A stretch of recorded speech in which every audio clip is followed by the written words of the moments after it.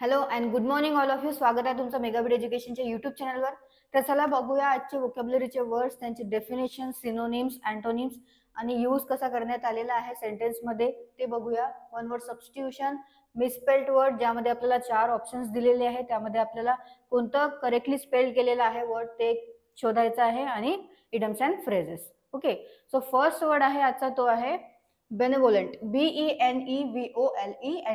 Benevolent. So बेनेवोलेंटचं meaning काय आहे, डेफिनेशन काय आहे? वेल मीनिंग अँड काइंडली, म्हणजे जो काय आहे धर्मशील आहे, दानशूर आहे आणि दयाळू आहे, त्याला काय म्हटलं जातं? बेनेवोलेंट असं म्हटलं जातं. दान धर्मशील आहे किंवा दयाळू आहे त्याला इंग्लिशमध्ये म्हटलं जातं बेनेवोलेंट. सो मराठीमध्ये मीनिंग काय होतं बेनेवोलेंटचं? दान धर्मशील,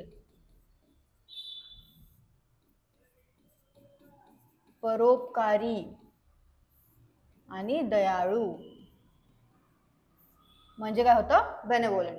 त्याचे सिनोनिम्स काय आहेत तर काइंड, जेनरस आणि कंपॅशनेट. आणि अँटोनिम्स काय आहेत? मेलेवोलेंट, अनकाइंड आणि सेल्फिश. परत एकदा बघूया बेनेवोलेंट म्हणजे काय होतं. तर बेनेवोलेंट म्हणजे आहे वेल मिनिंग अँड काइंडली, म्हणजे जो काय आहे दान धर्मशील आहे, परोपकारी आहे आणि दयाळू आहे, त्याला म्हटलं जातं बेनेवोलेंट. सिनोनिम्स आहेत काइंड, जेनरस आणि कंपॅशनेट. आणि अँटोनिम्स आहेत मेलेवोलेंट, अनकाइंड आणि सेल्फिश. आता सेंटेन्स मध्ये बघूया कसं बेनेवोलेंटला यूज करण्यात आलेला आहे. She was known for her benevolent attitude towards all. तर सेंटेन्सचा मराठीमध्ये अर्थ काय होतो? ती सर्वांप्रती, म्हणजेच ऑल. ओके, ती सर्वांप्रती असलेल्या तिच्या परोपकारी वृत्तीसाठी ओळखली जात असे. तर इथे बेनेवोलेंट म्हणजे यूज करण्यात आलेला आहे परोपकारी म्हणून. परत एकदा सांगते तुम्हाला सेंटेन्सचा अर्थ मराठीमध्ये काय होतो. She was known for her benevolent attitude towards all, म्हणजे ती सर्वांप्रती असलेल्या तिच्या परोपकारी वृत्तीसाठी ओळखली जात असे, असा सेंटेन्सचा मराठीमध्ये अर्थ होतो. नेक्स्ट बघूया. नेक्स्ट वर्ड आहे विविड. VIVID, vivid. विविडची डेफिनेशन आहे producing powerful feelings or strong clear images in the mind. म्हणजेच काय होतं? हुबेहूब किंवा स्पष्ट. तर काय प्रोड्यूस करणे पॉवरफुल फिलिंग्स किंवा strong clear image, clear images कशामध्ये? माइंडमध्ये काय करणे? प्रोड्यूस करणे, जशाच्या तसे, म्हणजेच हुबेहूब किंवा स्पष्टपणे, त्याला म्हटलं जातं विविड. सो विविडचा अर्थ काय होतो मराठीमध्ये? तो होतो स्पष्ट किंवा हुबेहूब, चमकदार आणि तजेल. सिनोनिम्स काय आहेत विविडचे? तर ब्राईट, इंटेन्स आणि क्लिअर. आणि अँटोनिम्स आहेत डल, फेडेड आणि पेल. परत एकदा बघूया आपण विविडचं मीनिंग काय होतं, त्याचं मराठीमध्ये मीनिंग काय होतं आणि इंग्लिशमध्ये सुद्धा त्याचं डेफिनेशन बघूया. सो विविड म्हणजे होतं producing powerful feelings or strong clear images in the mind. मराठीमध्ये याचं मीनिंग होतं स्पष्ट, हुबेहूब, चमकदार आणि तजेल. सिनोनिम्स काय आहेत त्याचे? तर ब्राईट, इंटेन्स आणि क्लिअर. आणि अँटोनिम्स आहेत डल, फेडेड आणि पेल. सेंटेन्स मध्ये बघूया आता यूज कसा करण्यात आलेला आहे विविडला. He gave a vivid description of the scenery. Scenery म्हणजे काय होतं? तर दृश्य, एखादं दृश्य असेल त्याला म्हटलं जातं सिनरी. सो मराठीमध्ये अर्थ काय होतो सेंटेन्सचा? तर त्याने दृश्याचे स्पष्ट वर्णन दिले. इथे विविड म्हणजे यूज करण्यात आलेला आहे स्पष्ट म्हणून. आणि डिस्क्रिप्शन म्हणजे काय होतं? वर्णन. ओके, परत एकदा सांगते. ही gave a vivid description of the scenery म्हणजे त्याने दृश्याचे स्पष्ट वर्णन दिले. नेक्स्ट आहे रिलक्टंट. RELUCTANT. रिलक्टंटचं डेफिनेशन आहे अनविलिंगली अँड हेजिटंट. म्हणजे काय होतं? जो काय आहे नाखुश आहे, जो ज्याचं काय आहे मनापासून जो राजी नाही आहे, कशातच राजी नसलेला किंवा जो संकोच करतो खूप, त्याला काय म्हटलं जातं? रिलक्टंट असं म्हटलं जातं. सो रिलक्टंट म्हणजे काय होतं मराठीमध्ये? तर अनिच्छुक, ज्याची इच्छाच नाही आहे, नाखुश, नाराज, राजी नसणारा,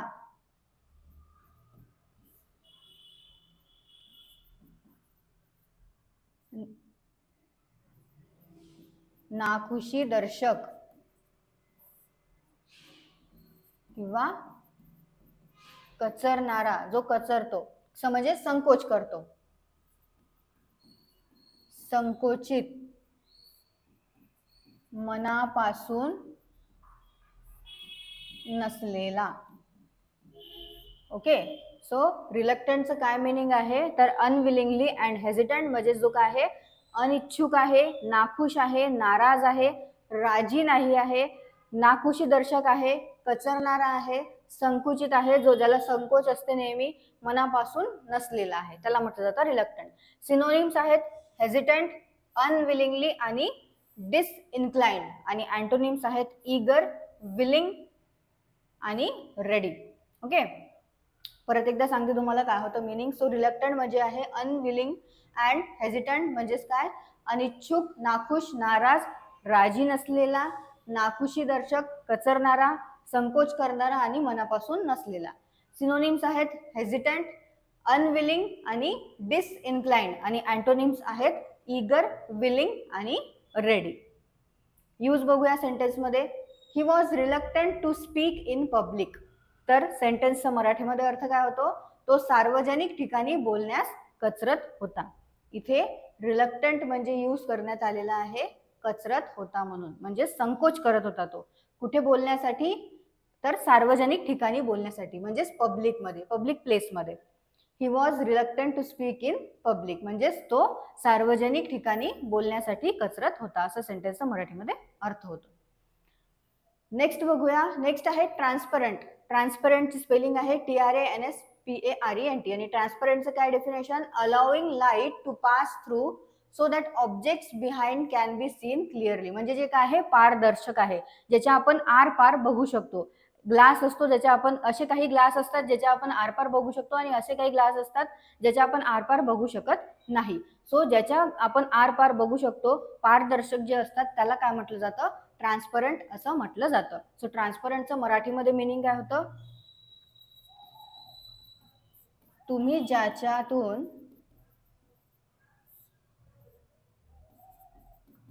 आरपार पाहू शकता असे. आणखी काय, पारदर्शक, स्वच्छ आणि सुस्पष्ट. तर ट्रान्सपरंट म्हणजे काय होतं, allowing light to pass through so that objects behind can be seen clearly.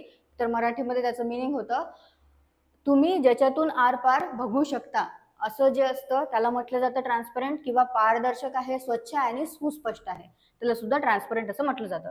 Synonyms काय आहेत, क्लिअर, सी थ्रू, आणि अँटोनिम्स आहेत ओपेक आणि क्लाउडी. परत एकदा बघूया आपण काय होतं ट्रान्सपरंट म्हणजे. तर ट्रान्सपरंट म्हणजे आहे allowing light to pass through so that object behind can be seen clearly. म्हणजेच काय आहे, तुम्ही ज्याच्यातून आरपार बघू शकता, पाहू शकता असं, जे पारदर्शक आहे, स्वच्छ आहे आणि सुस्पष्ट आहे, त्याला म्हटलं जातं ट्रान्सपरंट. सिनोनिम्स आहेत क्लिअर, सी थ्रू, आणि अँटोनिम्स आहेत ओपेक आणि क्लाउडी. यूज बघूया. The transparent glass made the room appear larger. सेंटेन्सचा मराठीमध्ये अर्थ काय होतो, तर पारदर्शक काचेमुळे, ग्लास म्हणजे काचेमुळे खोली मोठी दिसत होती, रूम. ओके, तर ट्रान्सपरंट ग्लासमुळे म्हणजेच पारदर्शक काचेमुळे रूम जी आहे, खोली जी आहे, ती काय दिसत होती, मोठी दिसत होती, म्हणजेच अपियर लार्जर. नेक्स्ट बघूया one word substitution. One word substitution मध्ये फर्स्ट आहे न्यूमिस्मॅटिस्ट. न्यूमिस्मॅटिस्ट म्हणजे काय होतं, a person who studies or collect coins, tokens or paper money. त्याला काय म्हटलं जातं, वन वर्ड मध्ये न्यूमिस्मॅटिस्ट असं म्हटलं जातं. तर न्यूमिस्मॅटिस्ट म्हणजे काय होतं, नाणे तज्ञ किंवा नाणक शास्त्रज्ञ. तर अशी व्यक्ती जी काय कॉइन्स म्हणजेच नाणी किंवा कागदी म्हणजेच पेपर मनी, ओके, कागदी चलन किंवा मेडल्स आहेत, पदक आहे, टोकन्स आहे, ते कलेक्ट करतो किंवा त्याचा अभ्यास करतो, त्याला काय म्हटलं जातं वन वर्ड मध्ये न्यूमिस्मॅटिस्ट असं म्हटलं जातं.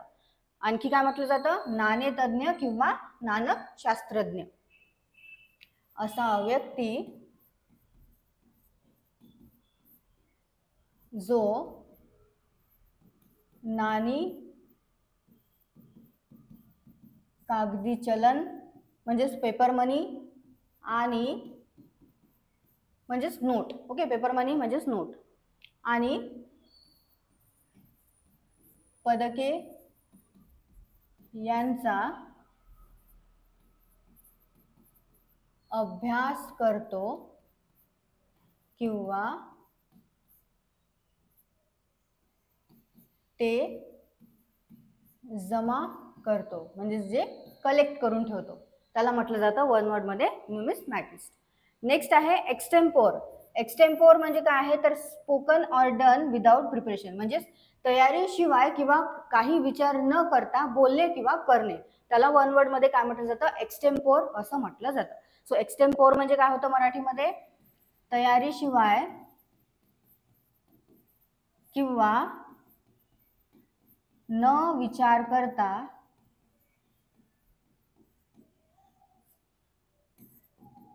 बोलणे किंवा करणे म्हणजे होतं वन वर्ड मध्ये इंग्लिश मध्ये एक्सटेम्पोर. काय करणे spoken or done without preparation तयारीशिवाय काय करणे तयारीशिवाय किंवा न विचार करता काही पण बोलणे आणि करणे त्याला म्हटलं जातं एक्सटेम्पोर. नेक्स्ट आहे मिसस्पेल्ड वर्ड मध्ये फर्स्ट वर्ड आहे अकोमोडेट. अकोमोडेटची करेक्ट स्पेलिंग आहे ऑप्शन सी ACCOMMODATE. अकोमोडेट म्हणजे काय होतं मराठीमध्ये तर जागा करणे किंवा राहण्याची सोय करणे.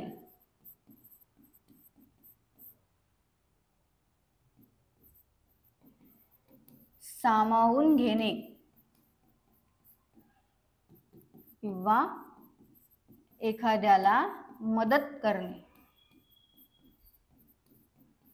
तर जागा करणे, राहण्याची सोय करणे, सामावून घेणे किंवा एखाद्याला मदत करणे याला काय म्हटलं जातं अकोमोडेट असं म्हटलं जातं. आणि अकोमोडेटची करेक्ट स्पेलिंग काय आहे ACCOMMODATE. नेक्स्ट आहे कमिटी. कमिटीची करेक्ट स्पेलिंग आहे ऑप्शन बी COMMITTEE. कमिटी म्हणजे काय होतं तर एखादी समिती किंवा मंडळ त्याला म्हटलं जातं कमिटी. आता एखादी काही प्लॅनिंग करत आहे तर त्या प्लॅनिंगला कसं काम करायचं आहे त्यासाठी आपण एक गट बनवतो त्या गटला सुद्धा काय म्हटलं जातं कमिटी असं म्हटलं जातं. ओके. सो कमिटी म्हणजे काय होतं मराठीमध्ये समिती किंवा मंडळ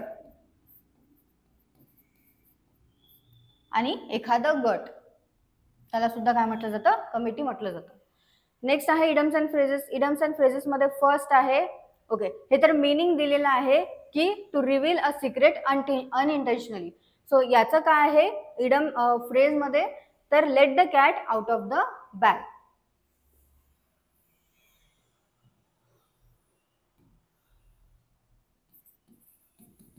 late the cat out of the bag. So let the cat out of the बॅगचं मीनिंग काय होतं to reveal a secret unintentionally म्हणजेच काय करणे डिस्क्लोज करणे सिक्रेट अनइंटेन्शनली म्हणजेच चुकून किंवा निष्काळजीपणे एखादं रहस्य उघड करणे त्याला म्हटलं जातं रिव्हील करणे सिक्रेट अनइंटेन्शनली म्हणजेच काय होतं तर let the cat out of the bag. मराठीमध्ये काय होतं तर याचं मीनिंग निष्काळजीपणे किंवा चुकून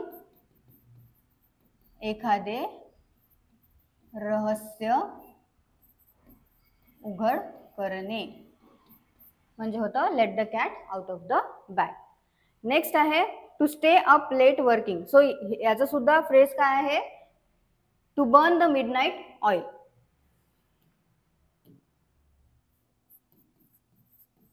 टू बर्न द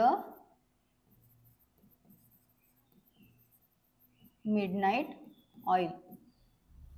तर याचं मीनिंग काय होतं to stay up late working म्हणजेच रात्री उशिरापर्यंत काम करणे किंवा उशिरापर्यंत अभ्यास करणे त्याला म्हटलं जातं to burn the midnight oil. मराठीमध्ये काय होतं याचं मीनिंग मध्यरात्री